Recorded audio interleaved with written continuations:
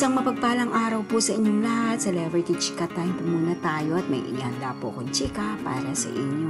Pero po't magchika na po tayo. Asia's multimedia star, guest speaker sa De La Salle University at nagbahagi ng malalim na pananaw tungkol sa pananampalataya.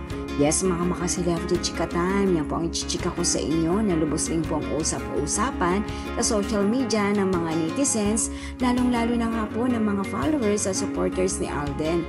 Bago po tayo dumako riyan, ay nais ko po munang batiin mga team-bahay, team abroad at mga seniors natin dyan. Shoutout po sa inyong lahat at happy Saturday po. Kahapon po ay naging abalang-abala si Alden sa kanilang mall tour sa Cebu City. Tunay naman nga pong kahit sa ang dako po ng lugar sa Pilipinas ay pinuntahan po ni Alden kasama si Julia Montes para sa kanilang movie promotion. And of course, talaga naman nga pong pinagkakaguluhan at tinitilaan pong Asia's multimedia star. At ang sumunod naman nga po na dinalawang event ni Alden ay sa De La Salle University na kung saan po ay tila isa po siya sa guest speaker po doon sa kanilang chat conversation na kung saan nga po ay nagbahagi si Alden ng kanyang pananaw patungkol sa pananampalataya at pagiging reliyoso. Narito po ang ilang kanyang ibinahagi. Panoorin po natin at pakinggang mabuti. Number one word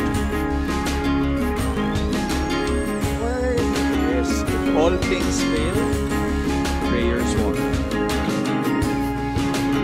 Diba? Parang kung tayo, we spend hours and hours on, watching social media, TikTok, etc., playing games, going out with friends. What's 10 minutes of prayer? When you wake up in the morning, you say a prayer, you thank God for waking you up again, giving you another day, your blessing, your years, your good. And then at the end of the day, another 10 minutes.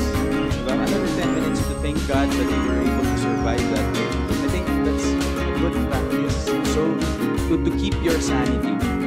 Ayan nga po, very well said po ang mga binanggit po ni Alden sa kanyang ibinahagi patungkol nga po sa mental health awareness. Yes po, tunay naman nga po iba pa rin po ang faith in God at ang pagdadarasal. Yan po ang aking Chika Updates for today. Salamat po sa inyong panunood. Huwag po kalimutang mag-subscribe. Pwede po mag-comment sa ibaba. Basta't wag lamang po harsh o nakakasakit sa isa't isa. Salamat po muli. Spread love, not hate.